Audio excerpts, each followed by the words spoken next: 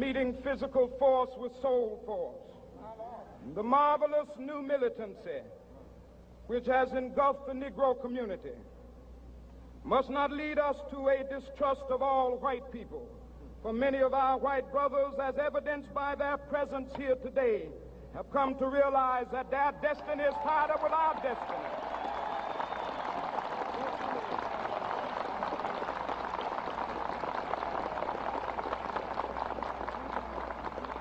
And they have come to realize that their freedom is inextricably bound to our freedom. We cannot walk alone. And as we walk, we must make the pledge that we shall always march ahead. We cannot turn back. There are those who are asking the devotees of civil rights, when will you be satisfied? We can never be satisfied as long as the Negro is the victim of the unspeakable horrors of police brutality. We can never be satisfied as long as our body is heavy with the fatigue of travel, cannot gain lodging in the motels of the highways and the hotels of the cities.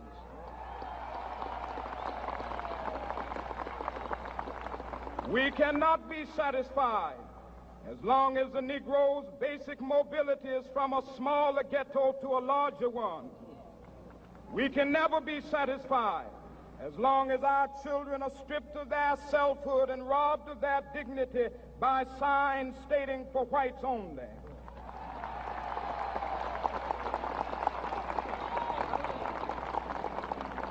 We cannot be satisfied as long as a Negro in Mississippi cannot vote and a Negro in New York believes he has nothing for which to vote.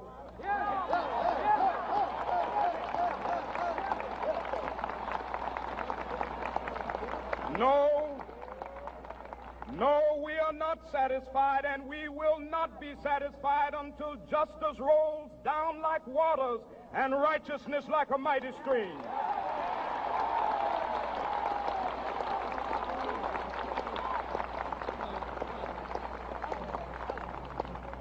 I am not unmindful that some of you have come here out of great trials and tribulations.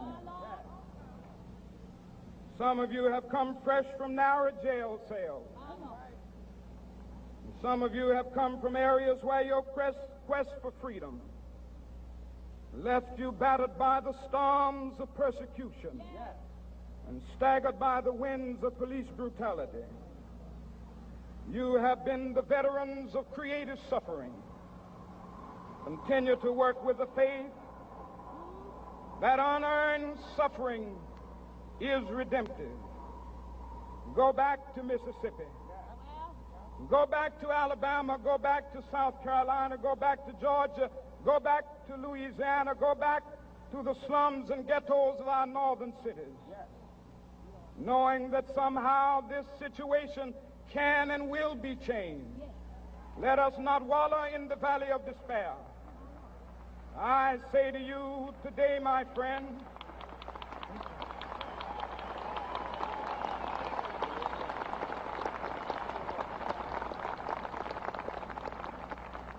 so even though we face the difficulties of today and tomorrow, I still have a dream.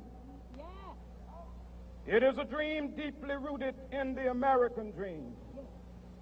I have a dream that one day this nation will rise up and live out the true meaning of its creed. We hold these truths to be self-evident, that all men are created equal.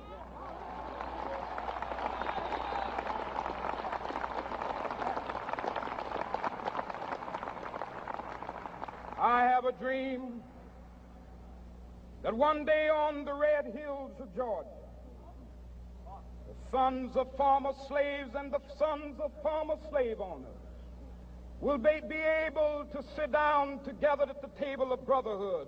I have a dream that one day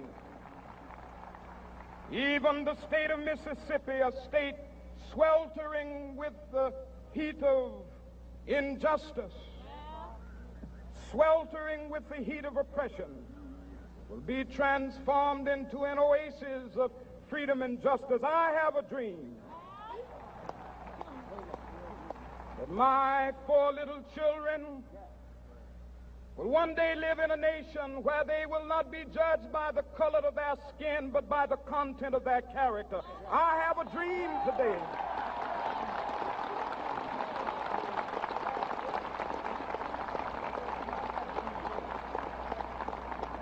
I have a dream that one day, down in Alabama, with its vicious racists, with its governor having his lips dripping with the words of interposition and nullification, one day right there in Alabama, little black boys and black girls will be able to join hands with little white boys and white girls as sisters and brothers. I have a dream today.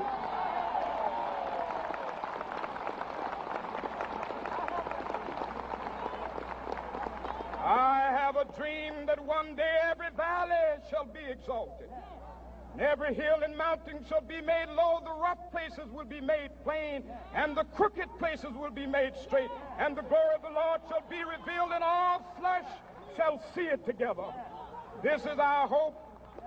This is a faith that I go back to the South with. With this faith, we will be able to hew out of the mountain of despair a stone of hope.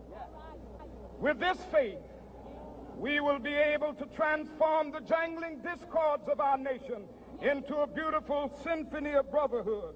With this faith, we will be able to work together, to pray together, to struggle together, to go to jail together, to stand up for freedom together, knowing that we will be free one day.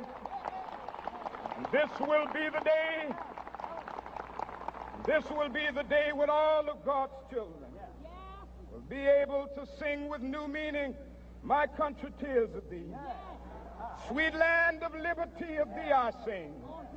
Land where my fathers died, land of the pilgrim's pride.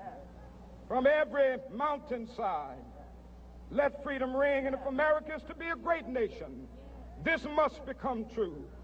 And so let freedom ring. From the prodigious hilltops of New Hampshire, let freedom ring. From the mighty mountains of New York, let freedom ring. From the heightening Alleghenies of Pennsylvania, let freedom ring. From the snow-capped Rockies of Colorado, let freedom ring. From the curvaceous slopes of California. But not only that, let freedom ring from Stone Mountain of Georgia. Let freedom ring from Lookout Mountain of Tennessee. Let freedom ring from every hill and molehill of Mississippi, from every mountainside.